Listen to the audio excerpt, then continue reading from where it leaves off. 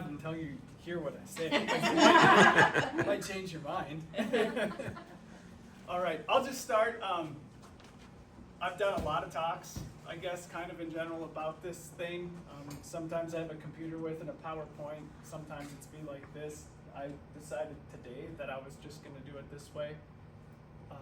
If at any time anybody's got a question or something, by all means, just interrupt me, fire me that question right away. I'll just start. My name is Roger Neshem. I'm from Berthold, originally. Grew up in Berthold. My family's farmed there for a long time, and I've gotten to the point where I can say I've almost farmed there for a long time too. I'll be 46 in August. I have a 4-year-old at home, a 3-year-old, and a 4-month-old. So they're not my grandchildren, they're my children. I've already been mistaken for that a couple of times. But anyways, so this whole thing with cloud seeding, I was always growing up, I was a storm chaser with the old camcorders that we had back then, you know, like that. I mean, I was 12 years old, I'd always take camcorder out and film storms and everything. And if you would go back and find them, my dad would be with me a lot of time, and like, you know, what's that up there? You could, back then even, you know, the planes were flying, you could see them be flying in front of a storm as it was coming in. So I was aware of it at a very young age, and my grandpa Henry, actually, he was a supporter of the program and helped it get started way back when this first started, because when the program started, it initially was going to be, they can make it rain 20%, 25% more. So that's what got cloud seeding in North Dakota really started. At one point in time, there were 38 counties that conducted cloud seeding. And then eventually there was a bill passed in the legislature, which I'm actually embarrassed to admit right now, I'm not sure what year it was. Late 70s or early 80s. I think it was the late 70s. And that made the program into what it is today, where if a county would happen to vote to be in a weather modification program, the state would do matching funds of 50%. So if a county budgeted $200,000, the state would kick in an extra $100,000, so they'd have $300,000 to cloud seed with. So my grandpa was a supporter of it. Then they already kind of started butting heads, and he was not a supporter by the time it was all said and done with everything, even back then. And so I was always aware of it, just, you know, didn't think a guy could do much about it. And in 2013, I called the county commissioner for the first time, because it was a really wet spring at home. I think the last 13 days of May in 2013, we had 13 inches of rain at our farm. So we had some ground ready to get planted.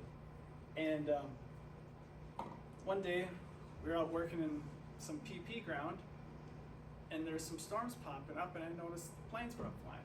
So I called one of the county commissioners, and I'm like, why are they cloud seeding when it's so darn wet? You know, Ward County was actually the #1 preventive plan county in the United States that year in 2013. I'm like, why are we out flying when it's so wet? And all the rain naturally had occurred in May that caused it, but he says, yeah, he says, that's the way it goes. I kind of asked the same questions, but he says, I'm outnumbered on the commission, so he says, I can't do much. He says, if you ever want to come in and talk about it, come in. Well, like everybody, you get upset, then eventually get distracted, and I forgot about it until 2016 rolled around.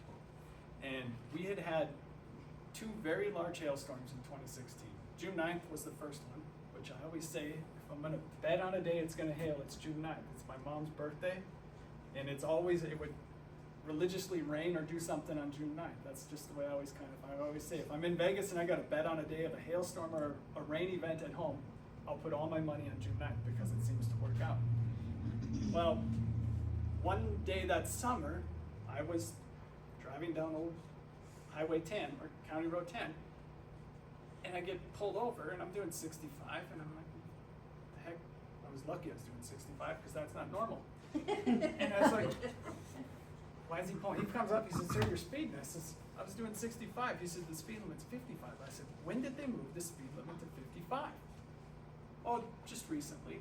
So then I called that county commissioner up as soon as I got done getting written up a ticket. And he says, you need to talk to Shelley Wepler. That was another commissioner. She's the one that wanted that speed limit down. So I called her up and told her what I thought about the speed limit situation on County Road 10. And then right as I was hanging up, and I says, oh, by the way, another thing, you guys are wasting your money on that cloud seeding. I've had a bunch of hail again this year. And I said, you need to stop. And then she kind of didn't know anything about it. So then, come budget time that fall, I just went in during budget hearings, and I just talked to the county commission. I said, you guys should pull cloud seeding from the budget. It was $285,000 from the county that year. That's what it was going to be. And I did the math in front of them. I was like, you know, that'd buy you X amount of loads of gravel. We always need gravel on our roads and everything else. I'm like, why don't you spend your money there instead? And they actually pulled it from the budget that night, and then they didn't finalize it just due to a technicality. On the front page of the paper the next day was Ward County pulled funding for cloud seeding. And then the state got involved and started calling the county commissioners and everything, and they ended up putting it back in, but it was only for $180,000, but it was almost over right there. So that was October of 16. And then 17 rolled around, very dry, a lot of seeding going on. It started to catch wind all of a sudden, because when I first would talk about cloud seeding to people, they'd look at you like you were completely crazy and what are you talking about? Well, by the time the middle of 17 rolled around, I couldn't go get my hair cut somewhere without somebody talking about cloud seeding, not knowing who I was or how I was involved in it. I had a doctor's appointment on Monday, and I'm sitting there, the girl walks in, she sits down, she's like, boy, it's been quite the year. I wonder what the cloud seeders have been doing, she goes. And I just looked at her and I said, you must, I know a little about it. I said, do you want to talk about it? She's like, yeah. She said, it just seems like it's such a big topic always. And so then I spent a half hour talking to the doctor about cloud seeding instead of what's wrong with me. But anyway, so then 17 rolled around, and it was early June in 2017. The county commission had a big meeting in Ward County, and there was a group that somehow got organized to go to the county commission meeting that day, and we just wanted them to stop cloud seeding. So then they asked if anybody wanted to talk, in the courthouse, or the room was completely full. I was sitting in the back. I walked up, gave them a short 3-minute what I had to say. One of the commissioners was upset that there were so many people there. And I remember she said, I heard there was a calling tree, which kind of brought a laugh from everybody because nobody had heard the term calling tree before. I was like, I don't know. They all showed up. Well, I was standing at the front, and then I walked away from the podium, and I was sitting in the back of the room. By the time I got to the back, they had voted 5-0 to stop all cloud seeding for the summer or until the drought was over with. And everybody was fired up, and the whole entire room got up and left. It's like, wow, that was easy. Again. Well, the planes left that day, and then the next morning they came back because somebody went and read the contract at the state. They read the statute, and they realized that nobody had the authority to shut down the cloud seeding program except the Weather Modification Board, which by this time I had gotten myself appointed to it, and there were 3 yes votes on it and 2 no votes. So the planes all came back the next day, and we wouldn't even hold. I was asked by one of the other board members, who happens to be the chairman of the Kenmare Airport, he says, I will call a meeting, but you have to bring somebody from UND that talks about cloud seeding and how it's good. And I just said, that's not my job. He says, that's your job to provide a defense, not mine. So we never had a meeting, so things carried on.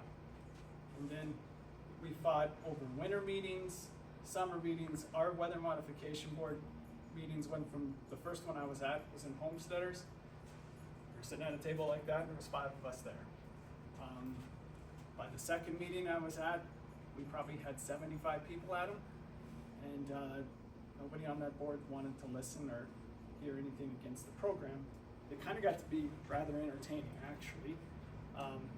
So then just fast forward, the county commission had decided they were gonna put it on a ballot. And because of the way it ended up in Ward County, and I've heard people say that they did this wrong, the Ward County Commission voted to put it on the ballot for the spring of 2020. And so I've been told nonstop, everybody's for this, you guys can't win, you can't win. Well, we started putting signs out in April of 2020 it was. And walking around, it was during COVID stuff where there wasn't a lot of people around, but every time you got out to put, if I saw somebody in a major point in mind, hey, would you mind if I put up a vote no on weather modification sign? And then they start talking, and they're like, yes, and you can go here, and you can go here, and you can go here. We had mine just littered with signs, and I was really nervous at first because they always pitched it as, we're saving rooftops in Minot. It's all about protecting Minot. You know, that was what the program turned into.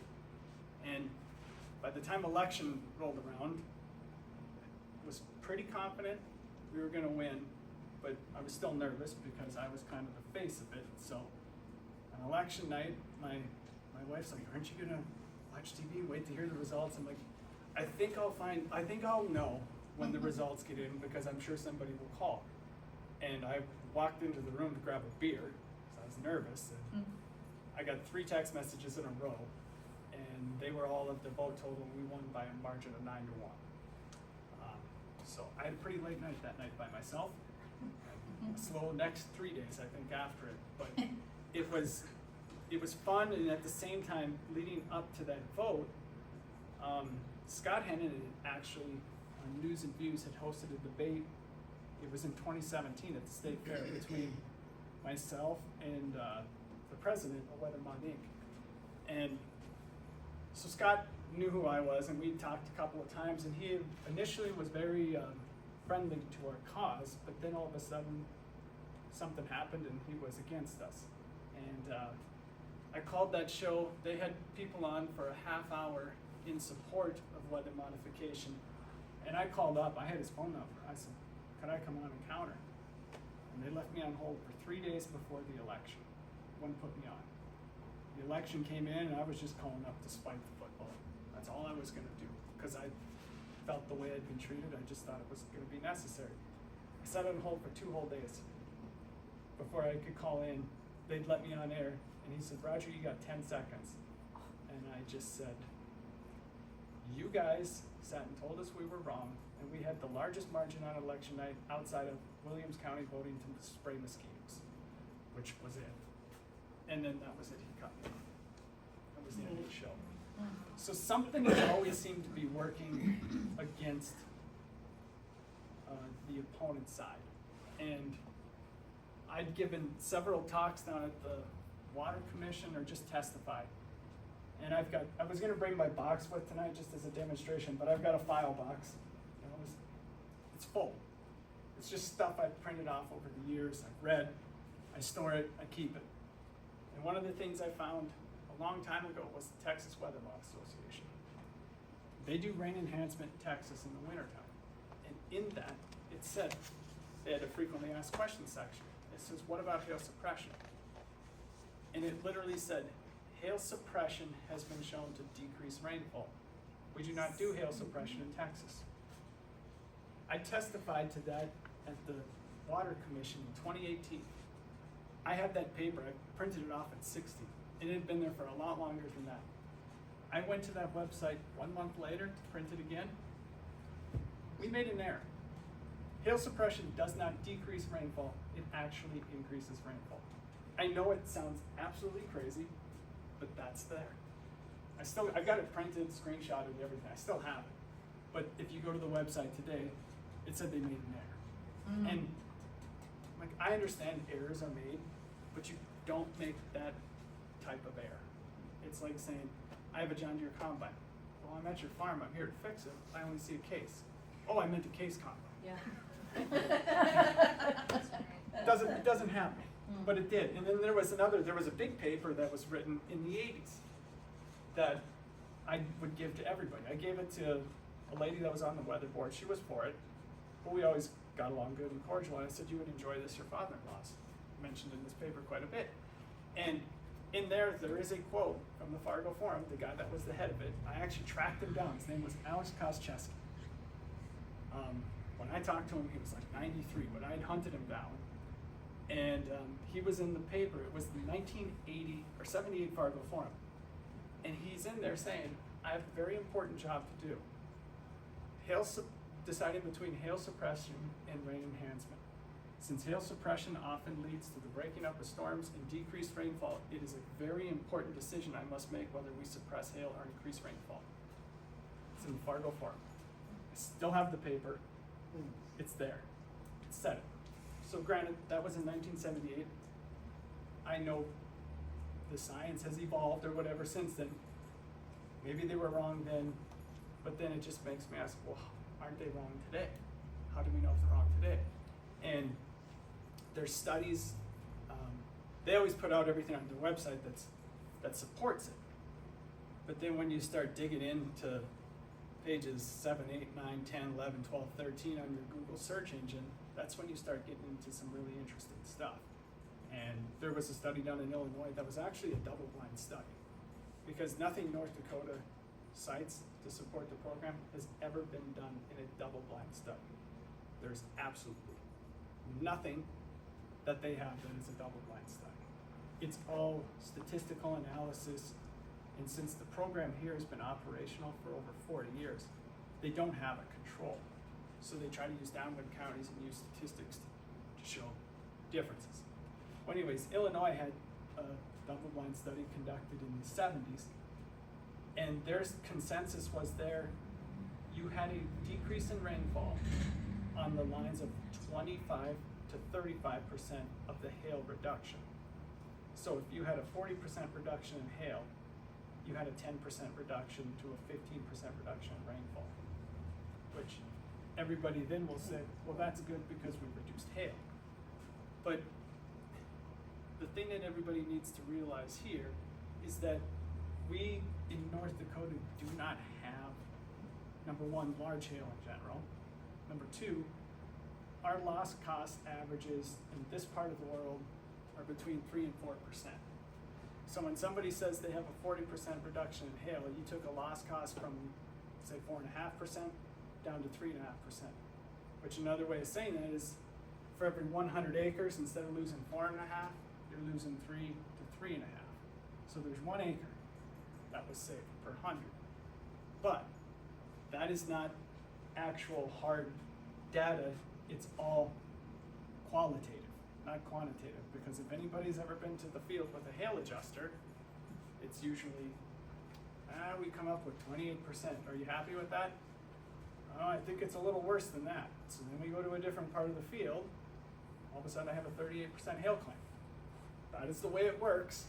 So any data that involves hail insurance, which all of their stuff, when they talk about 40% reduction in hail, it has to do with the hail insurance study, where they just simply compared hail insurance rates in Montana with North Dakota.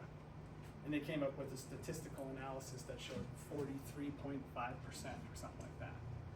But and they will tell you when you really beat down on them, that it is such a small percent. It sounds great as 43.5%, but when the real percentage is like 1% nominal, it's just no different than, I don't know if you guys do this, but when it rains, you go out and check your rain gauge, and you call your neighbor. Well, how much did you get?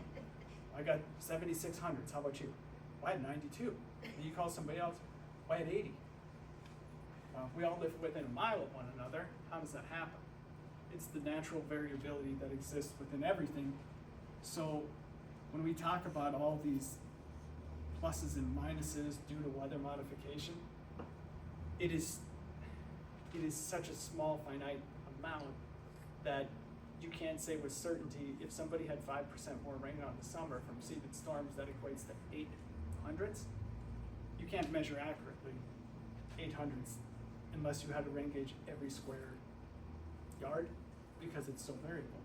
And that goes back to when they first started doing hail suppression studies. They actually would place pads on the ground. This is in Colorado, late 70s. They'd place pads on the ground and they would seed and not seed. They actually did a double blind study this way. It got canceled after 2 years, but after 2 years of data, they actually found that they had an increase in hail, measuring hail pads. Does that mean it increased every time? No, but that's just what that's what their studies showed. And I've looked at enough stuff to understand, and they'll even say that there's case studies that get done on certain clouds. They'll say it increased hail in the storm, or it decreased. And then that goes back to what they attempt to do is overpopulate it. The theory is they can seed it, and you're gonna collect all this supercooled water. Supercooled water is simply water, it's under 32 degrees, but it's in a liquid state. So what happens is it can collect until it does turn into ice, and if it's up in the cloud, it's this big. By the time it hits the ground, it's gonna melt, probably be smaller. But what they try to do is they put nuclei into the cloud, and they try to make a bunch of small hailstones instead of a bunch of big ones. And then the theory is they will melt before they hit the ground. Has it been proven? No. You read American Meteorological Society, read everything. Everybody states there is no scientific proof that hail can be suppressed. There's absolutely none. And it even calls out the insurance studies in their official policy statement that says, hail insurance studies that purport to claim hail suppression do not prove anything. They are just simply motivational pieces of literature for hail suppression programs. Which then brings you back to the whole, geez, hail suppression and rain enhancement sounds like such a great thing. Everybody must do this. Well, 4,132 counties in the United States. As of me talking right now, there are 4 counties that do convective storm hail suppression in the United States. Williams, Mountrail, McKenzie, and Bowman. They'll say there's 5, but that's because there's 4 townships or 6 townships in Slope County that border Bowman County that also do it. But it's just one row along the edge of Bowman County. So when we were doing our vote, I'm long-winded obviously, and you can get in the weeds on so many statistics and everything else. And everybody would say, you guys are crazy. And I'm like, I'm not the one that's crazy. The proponents are the ones that are in the group of 4 out of 4,000. We're not the ones that are fighting against the grain here, they are. And whenever you would bring that up, nobody ever had something to say back. And even, all the news stations, they never came and interviewed us, but they would go and interview all the proponents. And the proponents even said, the one night on KX News, somebody sent me the clip. They had a guy, his name is, I think it's Bomar, out of Texas, because there's only about 6 people that write papers on weather modification in the United States. Detweiler, Tough It All, Langrud, and this Bomar guy out of Texas. It's a very small group of people that do all this stuff. And he was asked about the hail suppression. He said, well, there's a lot less data for hail suppression than there is for rain enhancement or snow enhancement. Because other places in the country, especially in mountain areas where they have what's called orographic seeding, that's why mountains get so much snow or rain. As the air mass encounters a mountain, it rises up. As the air mass gets higher, it gets colder. Colder air masses hold less moisture, therefore it gets rained out. That's why it snows a ton in the mountains, not here. And there was a big study done that showed like a 3% increase in snowfall where they were cloud seeding. So then right away, that was coming out at the same time we were gonna have our vote, and they're like, see, this works, this works, this works. And I'm like, well then how about we just do rain enhancement and don't do hail suppression? Oh, we can't do that, we can't do that. But anyways, hail suppression makes it rain more too. It does everything. That's kind of what I've come to realize, is just everything, whatever you say, it does that too. And then when people will get involved, they find out about cloud seeding, they typically call me, and then they start going through stuff, and one of the first things they'll say is, did you know that China did cloud seeding in the 2008 Olympics to make it not rain? I said, yeah. So then you're gonna find the article about the place in Europe that'll cloud seed for you so you don't have rain on your wedding day. And I usually step them through it because that's the first stuff that comes up. But it's funny, China claims to do the same thing we do, and they claim to made it not rain. Do I believe them? No. but that's what's out there in the news, and it's just funny. You can, once again, everybody can claim it to do whatever they want, and it just doesn't lend any credibility to me when it seems to be such a moving target. You know, you'll say, why don't, and what I would always say to them too is, your own data in the NDSU studies that have to come out every 5 years, that you pay NDSU like $25,000 to $40,000 to do a study where it says the economic impact of weather modification is. And NDSU says at the beginning of it, this is not a study to prove that it works, it's just us using the numbers they give us to show what it could mean to the state. And everybody takes it as, see, this works, and then that's where all these ratios are like 37 to 1 return come into play and stuff like that. That's what they claim the return is on. Just like, okay, it's fine. So how about we pull state funding from it then?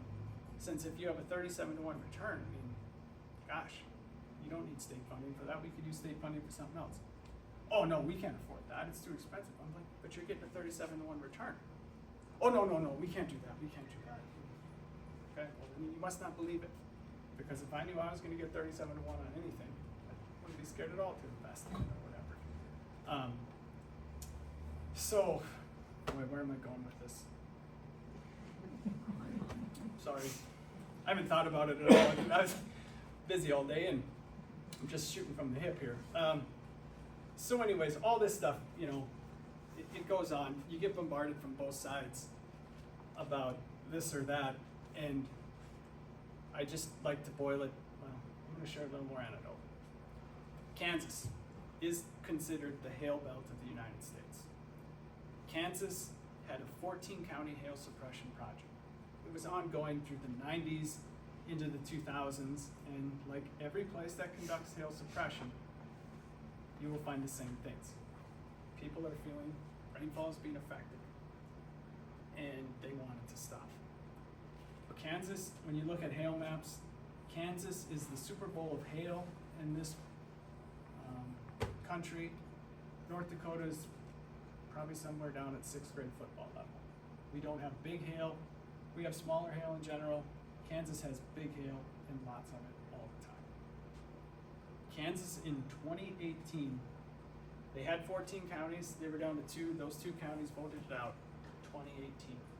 So those were the last counties to do hail suppression in the United States. And if it doesn't work there, then how is it supposed to work here? And then my other thing has always been, nobody has ever left a hail suppression program and then come back and gotten in it. Just to be realistic, if it were to end, I don't know if anything would change. It's still gonna hail, still gonna rain, it's still not gonna rain. I say that, but then when I was growing up, I used to watch Tom Schrader, and I remember at home, minus July precipitation was something like 3.3 inches average, because every night, you know, they do the almanac. And this is in the mid-90s, I was in high school.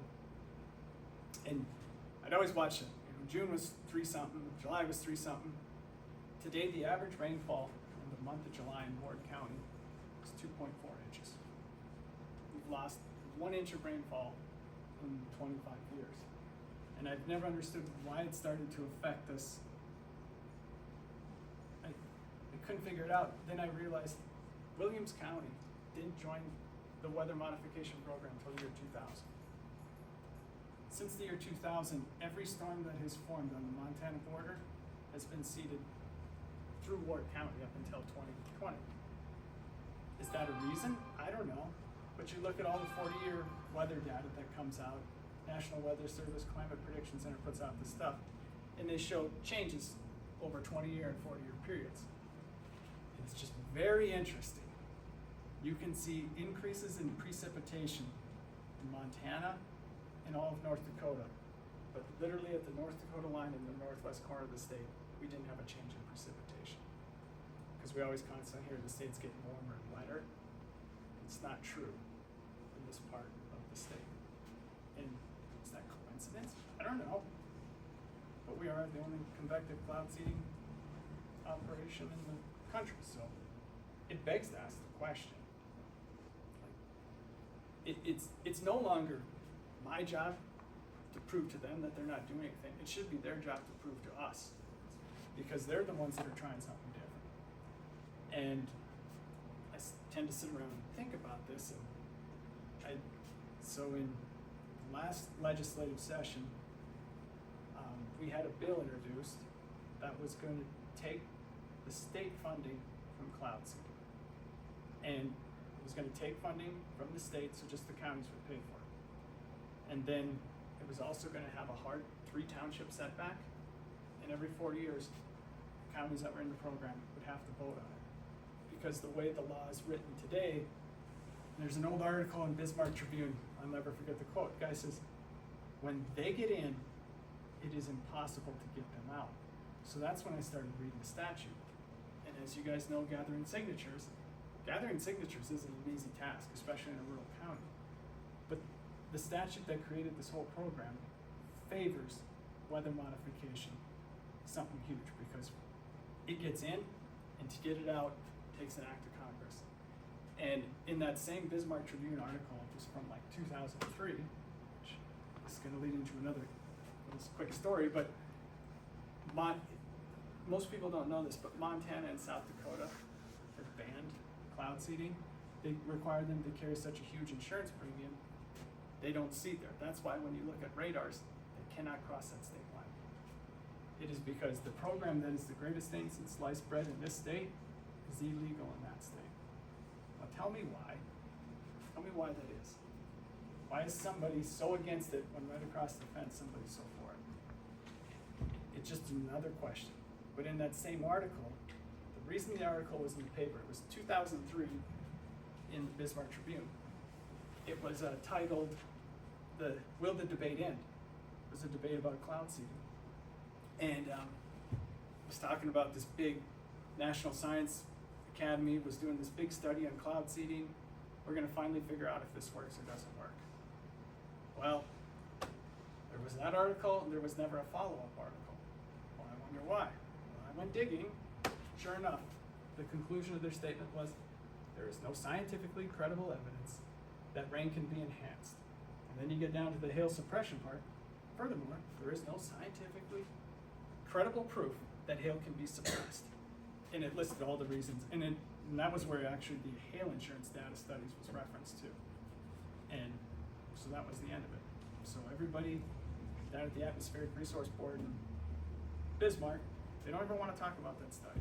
They got to show you their study that they found, which the study that they show with the 43% reduction in hailfall on insurance, if you actually, I told myself tonight I wasn't going to get into statistics, but sorry. I got it over there. And what's interesting, in that study, it does say, upon seeding, it talks about what happens. Because when they have cloud seeding for hail suppression, which everybody should understand, hail suppression is running 2 burners. Rain enhancement's running 1. And when I was at the county commission meeting here, Amy had asked me to come this past winter.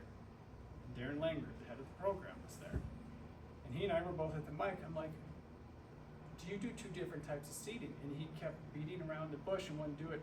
And I had to ask the question a few times because I knew the answer, but he was avoiding. He's very good at avoiding certain things. And I finally said, well, is there a different seeding rate used for different things in the program? Well, yeah, there is. He had literally just said there's no difference between hail suppression and rain enhancement. And it took me asking him 3 times in different ways if there is, and he finally said yes. And he said, it's double the seeding rate for hail suppression. It's only half the seeding rate for rain enhancement. And Darren will tell you, it weakens the storm. Hail suppression weakens the storm. But we were just having a sidebar before I talked. Every storm, if you read the contract for cloud seeding, they must seed every storm 24 hours a day, 7 days a week during the Weather Modification Program, June 1 to August 31st. They must seed them all. So I had dug into this when we were still in the program, and I asked them, I said, what is your stats? How much time did you spend hail suppressing versus rain enhancing? This was after big drought year. We were all in a drought, the whole program was. It was something like 85% of the time was spent suppressing hail, and 15% of the time was spent doing rain enhancement. And so why do we do that? Well, hail suppression increases rainfall too. But then why do you guys, when it's too wet, you stop doing rain enhancement, you only do hail suppression if it increases rainfall too? Nothing. Nobody said anything. That was the end of it. And I always said, just looking at your data, they had their sheets they put up. Hail suppressions were $5 an acre. This is according to NDSU's numbers. 5% increase in rainfall was worth something along the lines of $6, and a 10% increase in rainfall was worth $9. And since the two are separate operations, and everything I'd read said hail suppression can decrease rainfall, I said every time we're doing hail suppression, we're giving up $4 an acre. Why don't we do just more rain enhancement and less hail suppression? Silence. It was a district meeting, so there was everybody that does cloud seeding in the state was there. Nobody thought of that. Nobody, to this day, I don't know what they do or why they think that, but it's just another example of people get on these boards, nobody ever thinks for themselves. They're told what to say and think, and they never dig into it.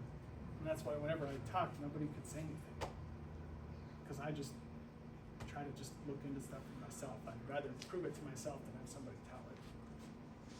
Parents hate me for it, but they'll get over it. I'm paying that price as a dad now. Go ahead. So what's the motivation behind the people that seem to talk about suppression? For the people who seem to want to suppress talk about getting rid of it. The proponents, what's their motivation? My honest to God, what I think this is.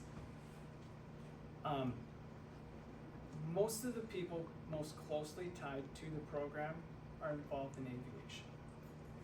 Big supporters of airports. When you apply for federal funding for airports, it's determined by takeoffs and landings.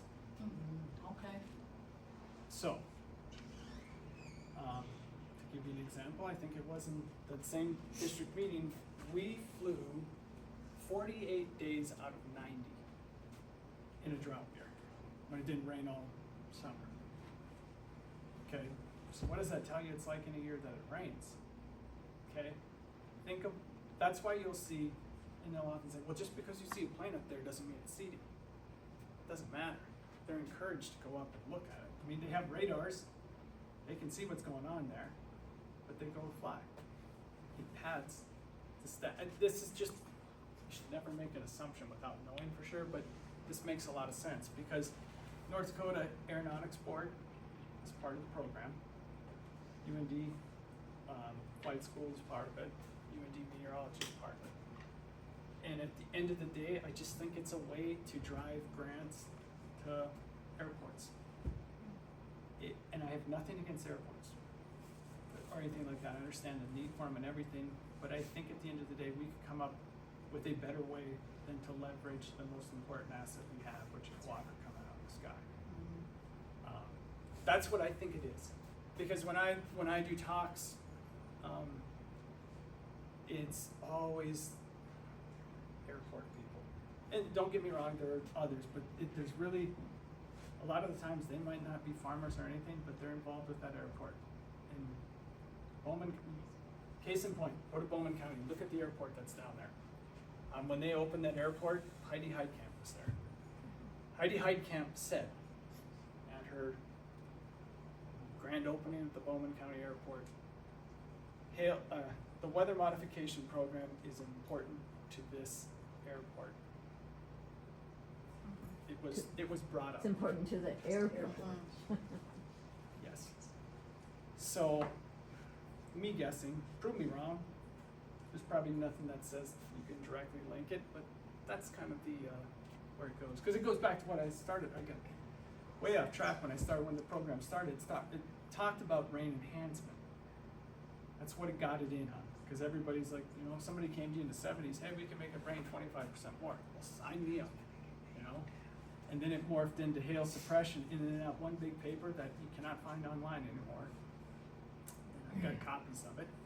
It said, miraculous, it was funny, because it just gave kind of a talk about all weather modification. It says, when they came back the next year, all of a sudden the talk shifted from rain enhancement to hail suppression. And they gave stats in the paper. 43% of crop losses in North Dakota are water related. 13% are hail. So once again, it goes back to, why do we spend all of our time fighting hail when water is the issue? And it's a fear thing. It really is. People are, night before Father's Day, there was those storms coming through. I sat up, I was just like, please, don't hail, don't hail, don't hail, don't hail. And, you know, when it's gonna hail, I think it's gonna hail. They can argue about it. The radar, they'll say, well, there's hail on the radar. Well then, why is it every time that the Weather Service has a weather warning, and you're in a non-seeding county, and there's hail this big in it, and you never have any hail? Anybody know why? I don't. I used to chase storms all over the place. I was never in a hailstorm unless I was at home. And I've never been in a hailstorm that hasn't been seeded either. So, and I don't even want to tell you about our track record on hail since we quit seeding in Ward County, because I know exactly what'll happen Thursday night. We're on our longest dry streak of hail we've ever had at our farm.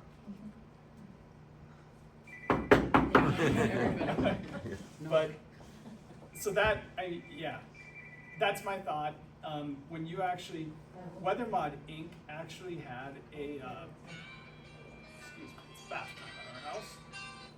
Weather Mod Inc. actually had a booth at the KMOT Ag Show.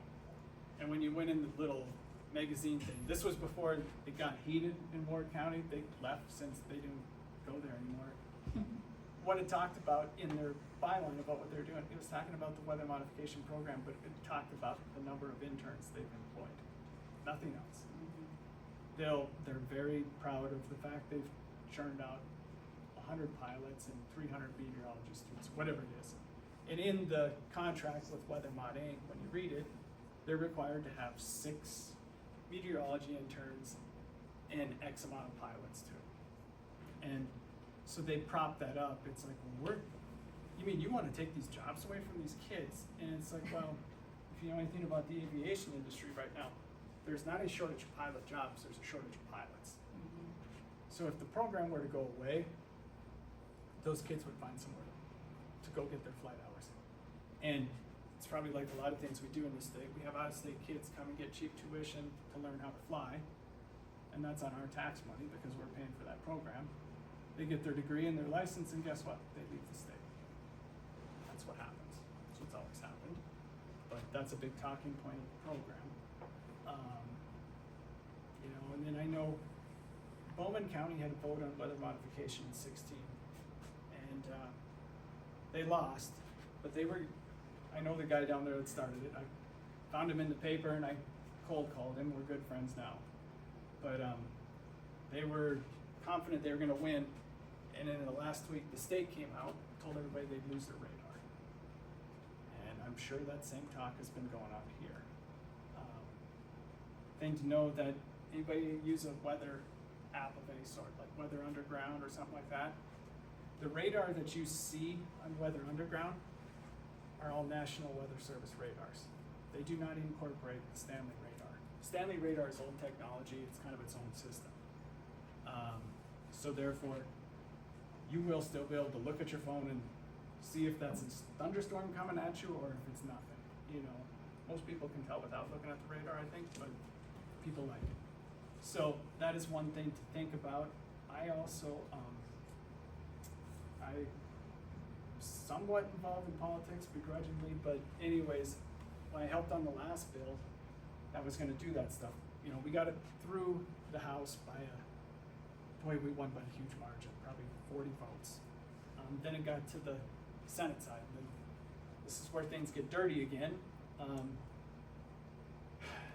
We ended up losing by 16 votes, And by the time it got to the Senate side, though, that same bill, I was gonna do those things I mentioned earlier, it had been watered down to, they were gonna leave state funding in. All that bill said was, they were gonna vote on it every 4 years. We had a 2 township hard setback they could not see within to protect counties that are not in the program. Because I still live in a buffer zone, they can technically see where I live. And through all this work on this bill, I found out that an old friend of mine from college is now the director of the Water Commission. So I thought, I should be able to work with her. We were really good friends for a long time. Well, we're not really friends anymore because she will not hear anything against the program. And it's so strange that everybody is just adamantly against hearing what people have to say, against it. And when they were here, I came out to testify that day. And I said, if you guys are here to listen, why did you? Because they're all part of the Weather Mod Association. North Dakota Weather Mod Association receives your tax dollars because they take it from your county levy that is used for cloud seeding, and it's given to Clearwater Communications. Clearwater Communications then lobbies for weather modification. Director of the program is a member of North Dakota Weather Mod Association. There's like 8 people that are members of it. And I called him out that day. I said, Darren, if you're here to listen to what people have to say, why did you fight so hard to make it so we didn't have the right to vote on this program? Don't tell me you want to listen when you try to shut down people's voices by just simply saying, we'll have a vote. But they don't even want to have a vote. And that is just another thing that just, you can be for it, but so many things that they do is just wrong. And I don't understand it. It's discouraging, but anyways, what I was gonna, they're gonna use this tactic of, you're gonna lose your radar. I'm gonna talk to my senator. He's the Senate Majority Leader. And I'm gonna get something proposed so that instead of the Atmospheric Resource Board owning these radars, we'll get them transferred over into NDON. Because everybody knows what NDON is, right? North Dakota Ag Weather Network, whatever. It's where you have all those stations. Mountrail County has a slug of them. Because you can go on there and look to see how much it rained or whatever it is. And if you transfer the radars into that takes away the argument.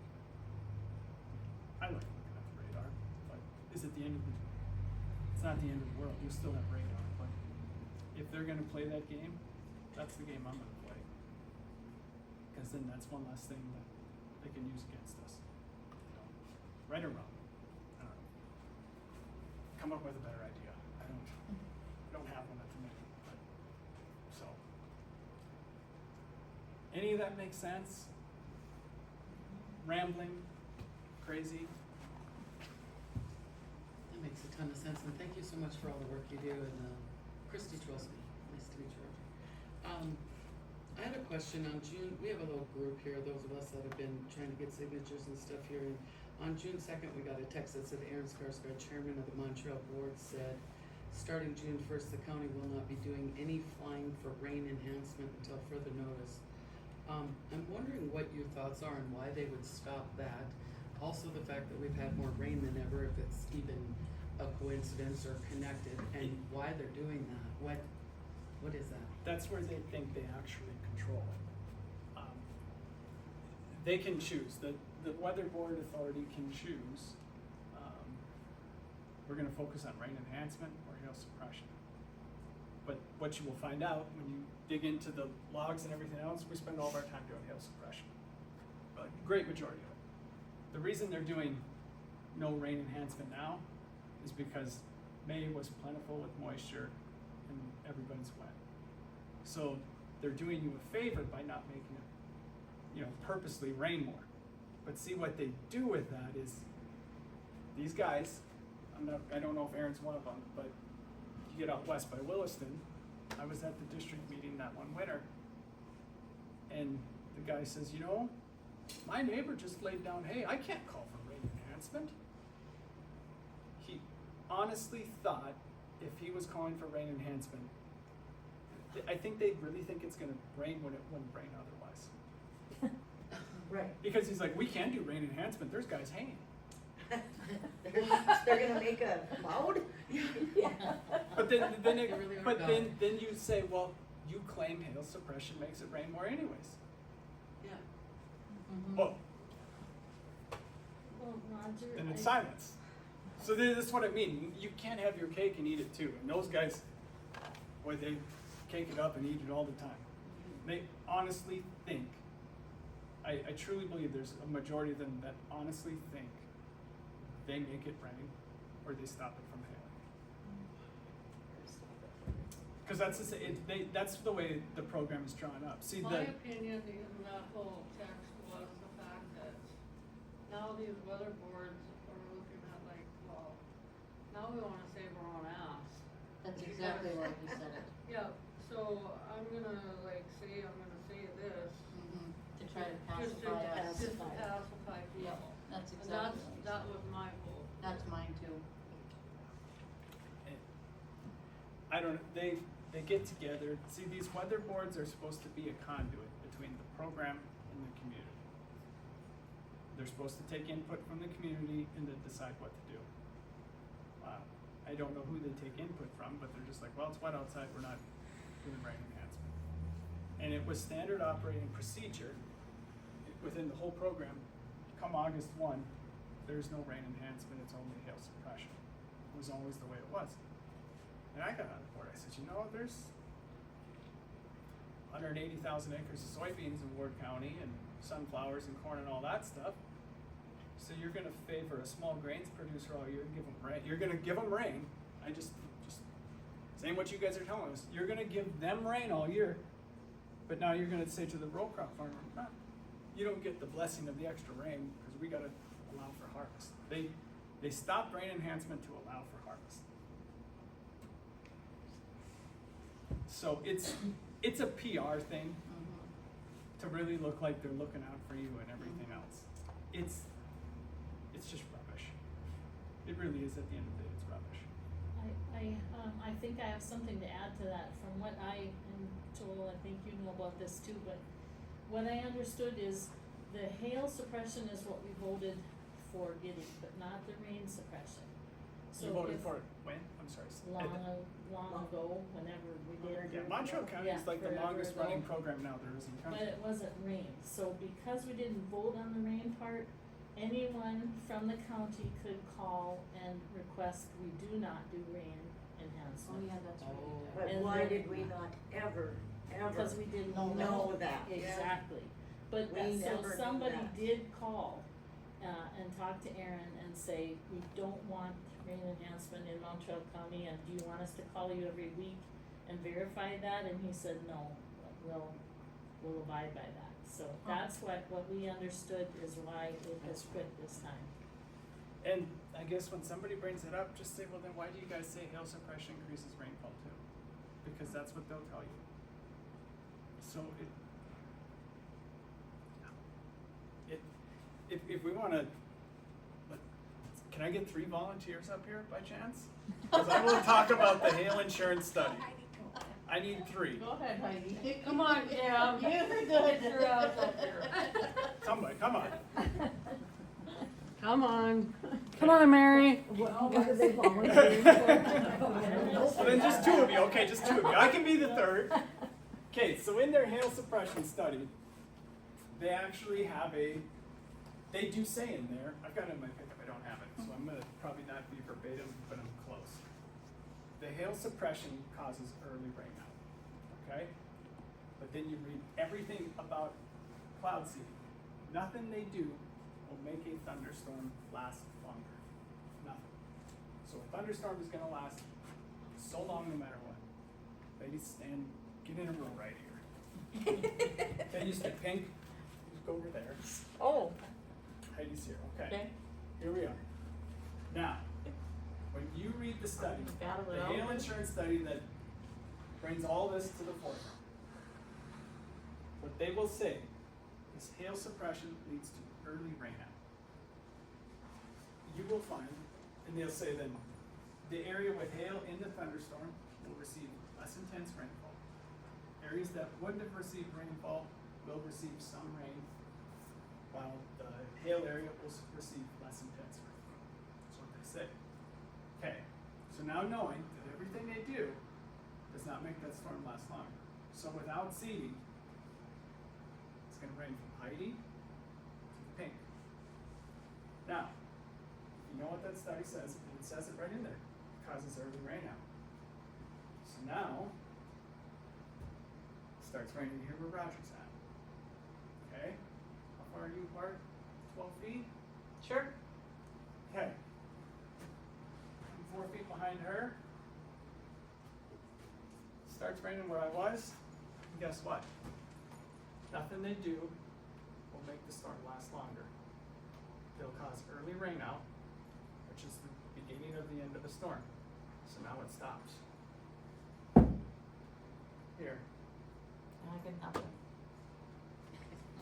Story of your life, Karen. Exactly, thank you. That is what the study says it does. That is just, it's a, Tammy, we've seen it on Snap many times. and I don't say you're robbing Peter to pay Paul, but then in all my studies, I just happened to find one too. They do talk about spatial redistribution of rainfall. And that's in orographic seeding, but it just goes back to nothing they do can make these storms last longer. So if you start, I should just say all this. The beginning of an end of a thunderstorm is rain. Because you're starting, it's mature and it's raining out. Well, if you make it rain out sooner, this is why they say, Darren will tell you from the board, it weakens the storm. The top gets lower, okay? So you've taken something that's built up high, and now you've seeded it, and now it becomes lower. You have changed everything about that storm. And then they don't ever, you always ask them, well, why the rain was forecasted for this much, but we only got this much. Well, we can't, you gotta understand these thunderstorms are tough to predict. Well, you're telling me you can seed it, instead of getting 2500s, I got 2600s. That's what you're telling me, that's a 5% increase. It's just, I think the point of my whole talk here tonight is just simply, they can't prove any of this, none of it, but they get your money, and then they take, I'm 100% for property rights and everything else. You can do whatever you want, but cloud seeding, like when we're spraying, the fence line is my territory. I can do what I want inside my fence. As soon as I cross the fence line onto yours, you have a problem and I have a problem. Cloud seeding, when you look on their website, the effects are 90 to 150 miles downwind. Their permit is for here, but they're affecting stuff down there. Don't I have recourse? I was drifted on by somebody. I don't want this. Well, we're giving you extra rain. Maybe I don't want rain. Maybe I was hanging. I mean, we don't do rain enhancement when they're hanging. There's so many things. You could just literally shoot holes in every argument, is what I'm trying to say. And it's amazing when you truly dig into it and you think about it every which way. It just, the diehards that are for it, it's just like, just stop and think. None of this makes sense if you think about it. Nobody thinks about The it. comment I keep hearing now is, don't you like all the rain we're getting? But they're not, But they're not, either doing anything. No, So is the bottom line that this actually doesn't do anything? Or does it do? we don't, They go up and break It does the everything for flowers. the person right under the seat. it does whatever you want it to do, I Yeah, guess. well, that's what, yeah. But So- what does it do at the end of the day? The biggest body of scientific evidence supports small gains in orographic seeding, like in mountain situations. But then we're Small talking amounts what? 3%. 3% gains in orographic seeding conditions. That's one study, and And all the money that's spent it was gonna take a, to even 50 get maybe that 3%. that, in that paper, it said they would need a 15% increase to pay for the program Oh, and to monitor it. So they're at 3, so they're 1/5 of the way But there. 3% is still within a variance, like Well, that's. that's exactly my point. Yeah. 3% here, we probably get 7 inches of rain. June, July, August, we're supposed to, some, probably a little more than that. If they seed every single storm that rains on you, and you got three, that would equate to 2100s.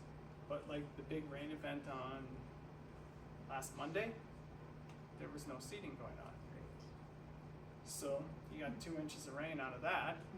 Well, now they're only left with 5 inches in an average summer to seed. So 3% of 5 inches is 1500s. But you got to realize that 1500s comes over the course of what, 7, 8, 9 precip events.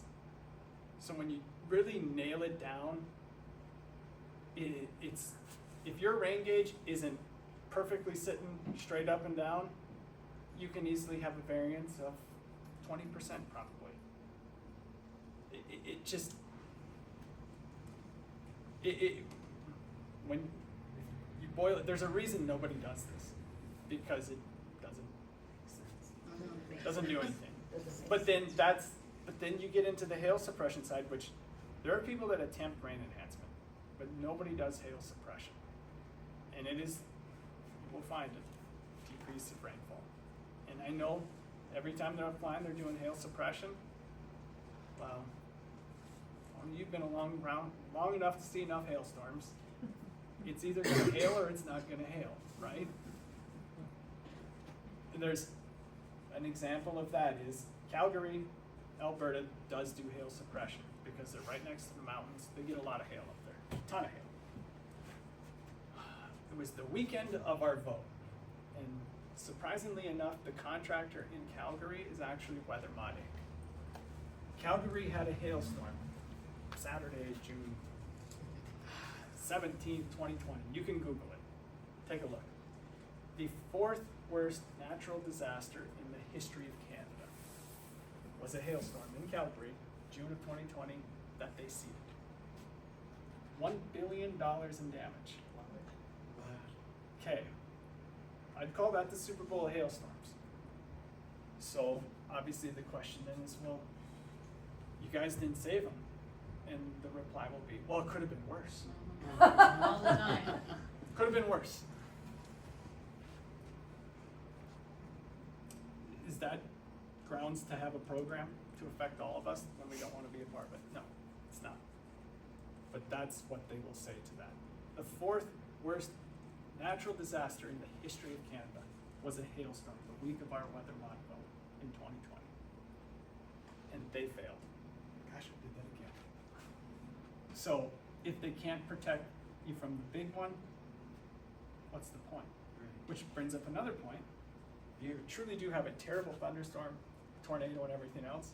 If there is an active tornado warning, they cannot fly those planes. So in the worst of the worst storms, it's for pilot safety. That's why. I mean, they're looking out for everybody. So if you have a bad storm like that, they can't fly anyways. Which I think goes back to June of 18. I think Stanley had 5 inches of rain that day. Was early on, there was something like 8 tornadoes that day. Stanley got 5 inches of rain. There were no flights that day because of all the tornado warnings. Might have been June 9th, to be honest with you. I think it was. It was in 2018. But there were no flights that day because there were something like 8 tornado warnings. Is that watches or warnings? Warnings. It's got to be a warning. Tornado warning or an aerial flood advisory. In 2019, it was July 9th, 2019, we were still in the program. An aerial flood advisory was issued, and I was like, gosh, it's strange. I didn't know if we were going to get rain. So all the planes went down. We got 4 to 5 inches of rain on my farm on that day. So then when this is another thing where they lie. They'll say, well, it rained 12 inches this year. We increased rainfall by 10%, so therefore you got an extra inch 20 because of us, because 10% of 12 inches is an inch 20. Gets lumped into those statistics, and they claim they gave you an extra inch 20 when they weren't seeding on the big rains. Like if you just have a big rain, you're in hail suppression mode only. They take credit for it, goes into their stats, but they weren't flying. So their data is garbage. It's just absolute garbage, I guess is the Cliff Notes version of what I'm trying to say. But these are some of the ways they get around it. And, you know, I'll ask pointed questions. What percentage of storms do you see? We don't have that data. Your hail suppression data. Do you have do you have rainfall data to go with it? No, we don't. We have a separate study. They never do everything together. It's always picking this to pick that. But, yeah. I have a And- question asking regarding your opinion on this. I don't have those very often. I am wondering, do you think, okay, so like when there is a storm, but it's not like there's no watch or warning out for it, or there's no, like on the radar, it's not like red or orange or whatever, and they are up flying, what's your opinion on them not cloud seeding that storm, they're just collecting data? Do you think that is true, or do you think they're really cloud seeding? Ask them what instrumentation you have and what data are you collecting. But see, the threshold to seed is set so low. It's based on decibel levels on radars. Okay, If you read the contract, it's in there what they seed at. And it's a very low threshold. So that your average thunder shower that can pop up, it meets the threshold. oh yeah, I'm watching that flight radar like crazy, and it drives me nuts when it's not even, nothing in there out. Like It it was, makes me so angry. was it 2 weeks? It was the Friday before that Father's Day storm. They seeded Yeah. that red line. Yeah. Yes, I've got They pictures of did. it. How much rain fell out of that cloud? Mhm. The whole way. Not a drop. No. You could see through that the Mhm. whole way, and it was red on the radar. And I was sitting there looking, and I'm like, gosh, that's the red cell on the radar. Yeah, And I watched, I'm like, it's gonna open up. We stopped spraying because I'm like, it's gonna open up, it's gonna open up. It passed by us, we never got a drop of rain. Mhm. And they seeded it Yep. up to the buffer line. And that goes back to what it says in the contract. They have to seed or attempt to seed every cloud that meets the threshold 24 hours a day, 7 days a week. Which They- then they shoot themselves in the foot because they could have a decent data set to draw from, but they do not know which, looking back over the history of the program, they don't know what they seeded. Say there's 8 thunderstorms and only got 7 planes, they don't know which one they seeded. Sure. So their any data They're just that's guessing. generated from the program, it's worthless because there's not a control, and they don't know. They know they seeded on that day. There's no way to make it control though, Roger. I- There is absolutely zero way to make it control. Trust me, I always bring up the point. I'm like, we can't forecast rainfall totals accurately. How are we supposed to know how much extra rain we received? When you keep talking about the buffer zones, is there a buffer zone in Montana? Because No. I've watched those planes go into Montana, and they make a little Yeah. loop, and then they They- come well, back in. I'll tell you a funny story about buffer zones. So, I would always call them, get the maps, the seeding maps, and I think it was 16, July 20 or 21st, 16.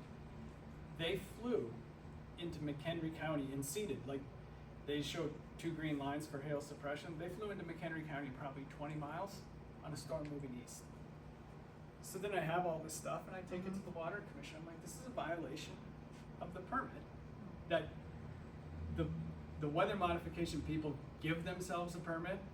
They listen to the dissent, then they issue themselves a permit, and then they conduct flight. That's how it works. But anyways, I called up the chairman of the Atmospheric Resource Board. The guy's name is Tom Tupa.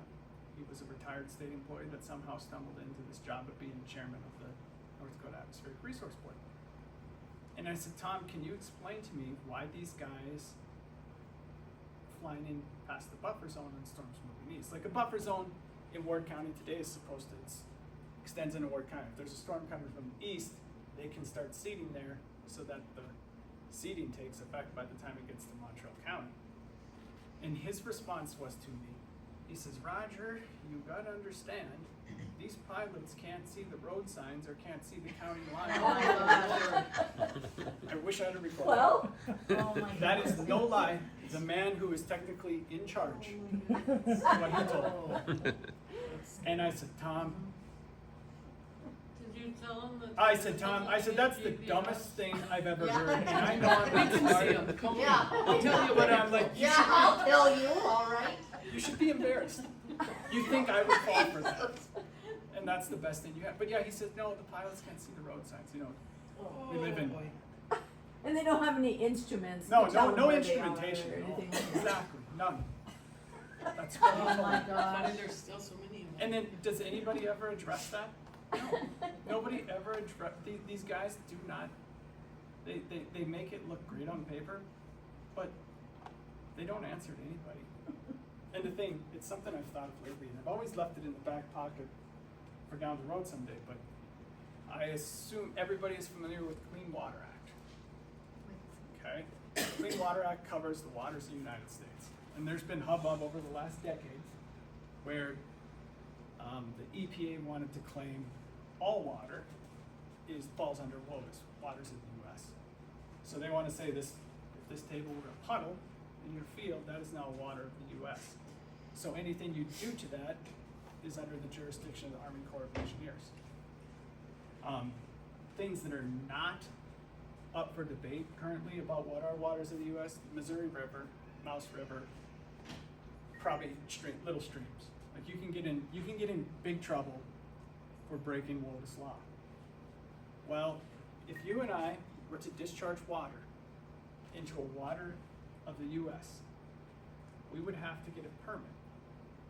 And we would have to get approval from the Army Corps of Engineers to discharge water into waters of the United States.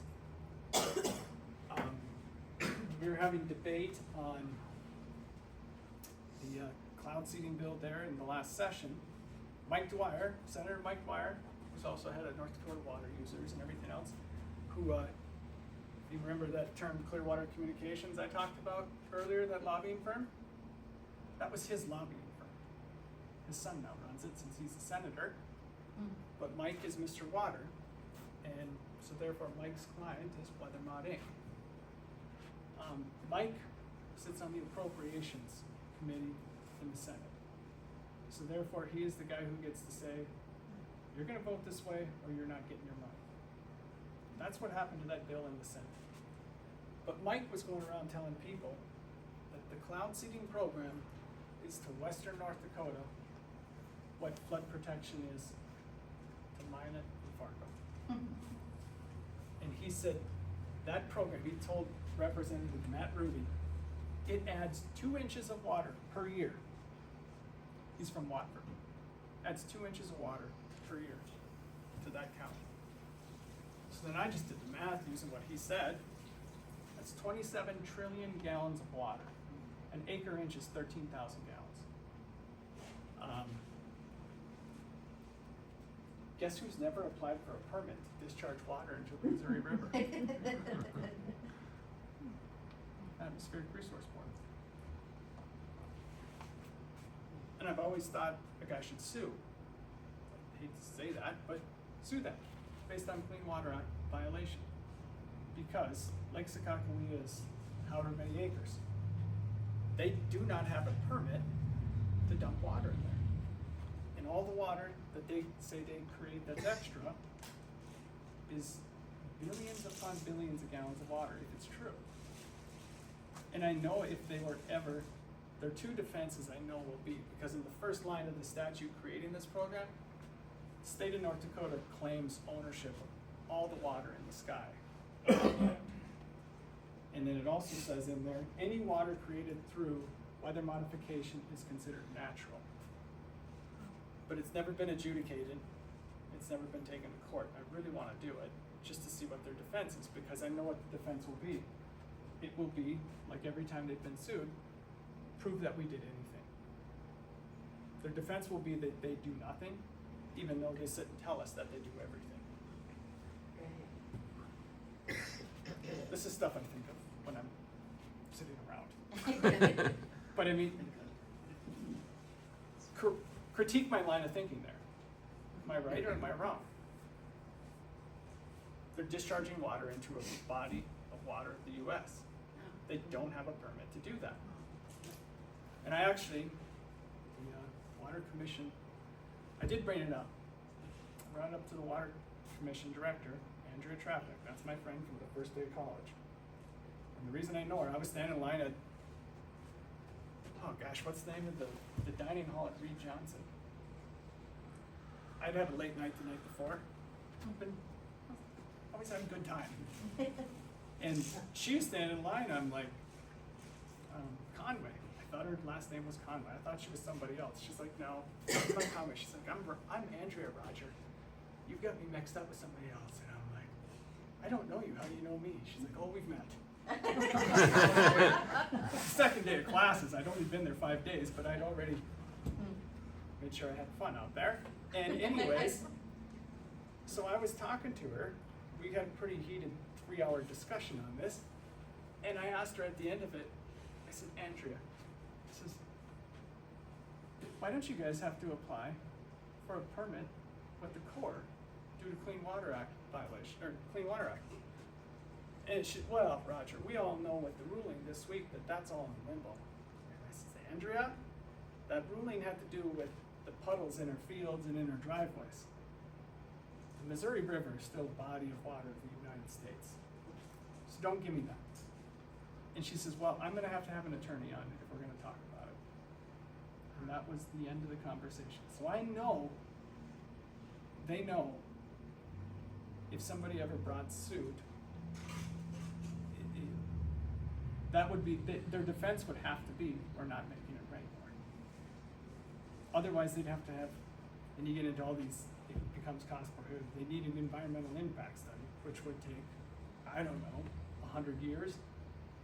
And I'm not one of these people like that at all, but it just is like, I see an ally in that law against something like this, and nobody's ever brought it up, which always makes me wonder. But yeah, that was the most interesting thing, though I think I've heard from any of them. Is she says, I'm gonna have to have an attorney on to talk about that. So somebody can go file suit in federal court, I think, against the North Dakota Weather Modification Program, and you could probably have it shut down right now. I don't know how to do that, though. But just another thought.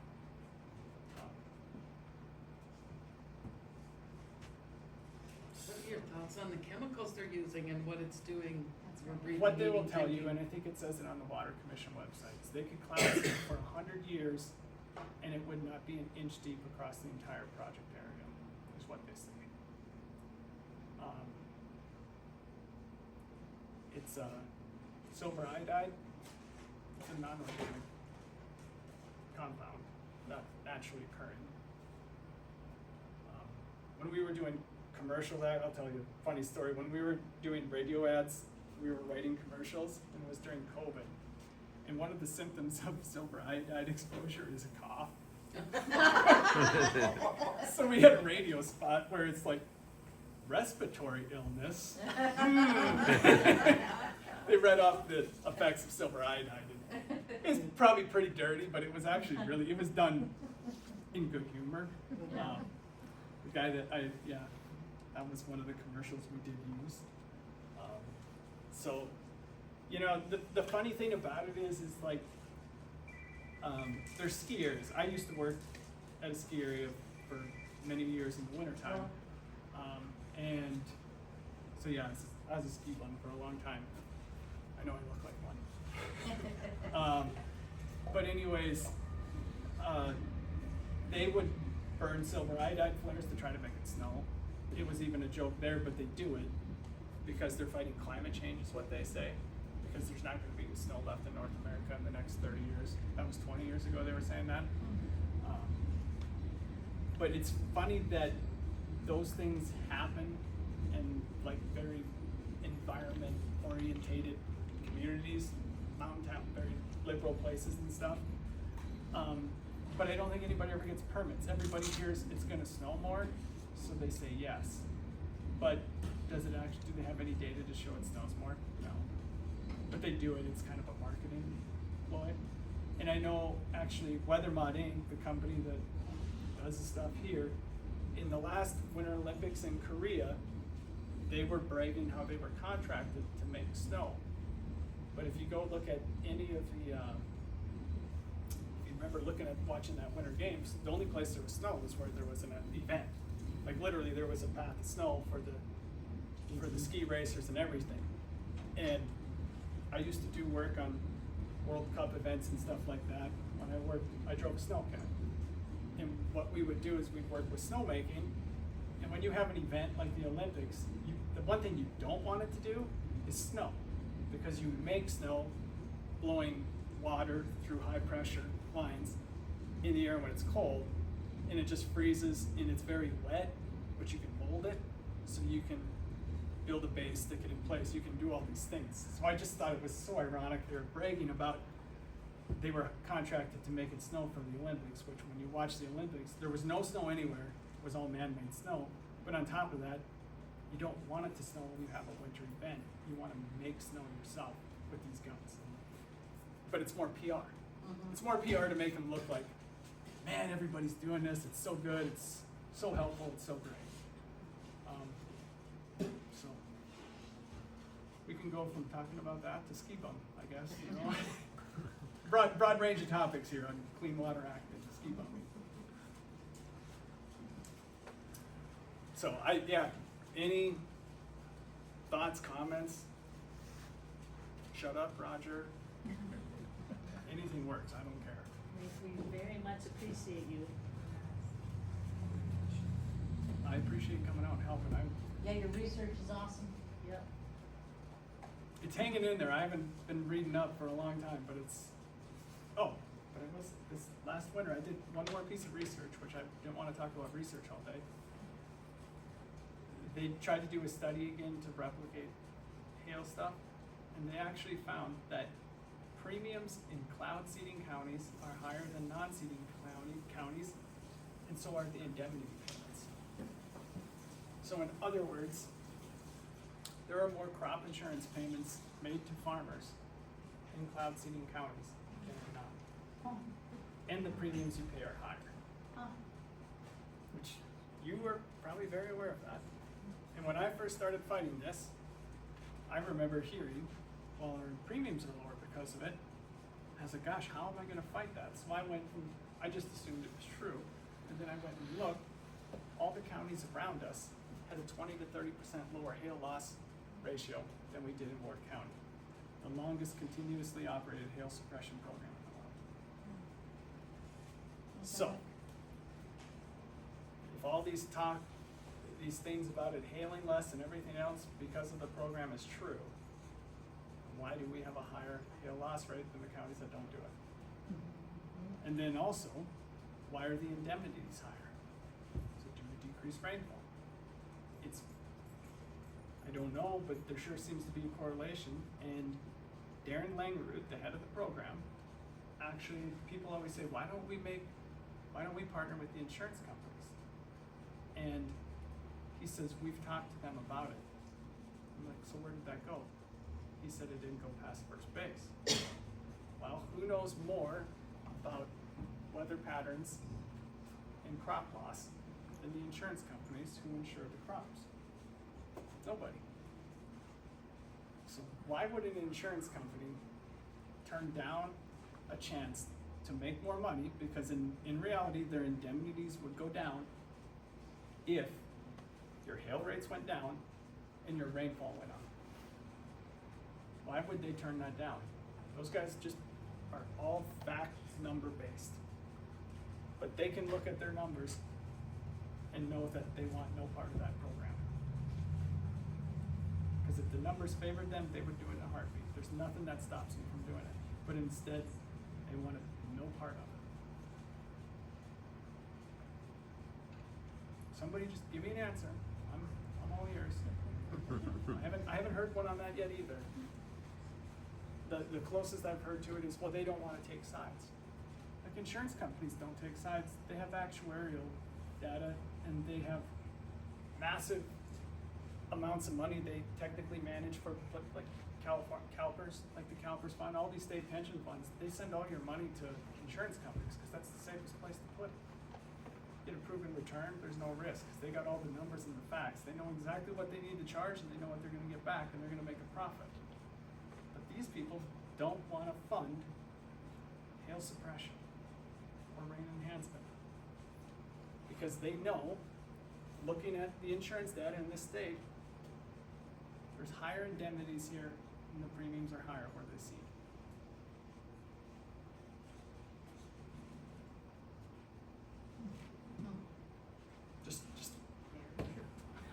Just another little bit of knowledge. None of these guys will tell you. What they'll tell you is our hail loss rates our premiums are lower because of the program. That's exactly what they'll say.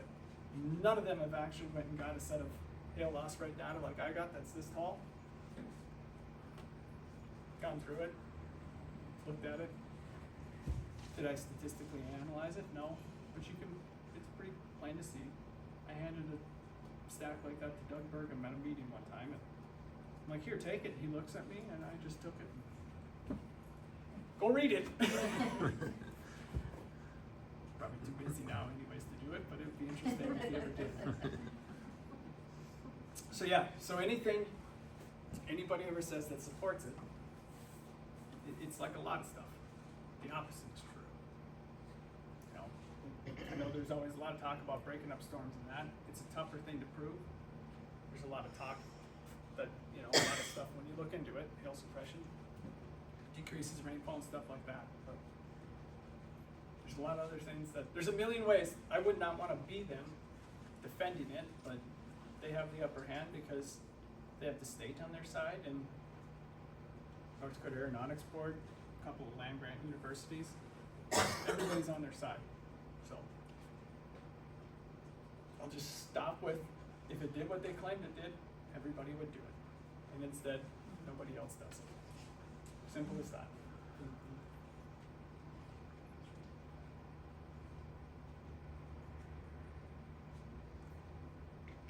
Any questions for Roger then? Other than what we got?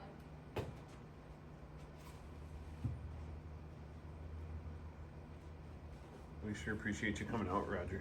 Yep. Yes. And there's more food if you guys want seconds. Give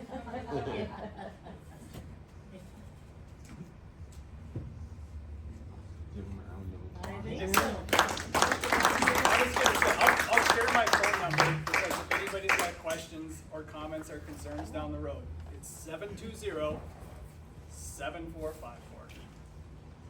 Call me anytime. I always answer and help. Thank you.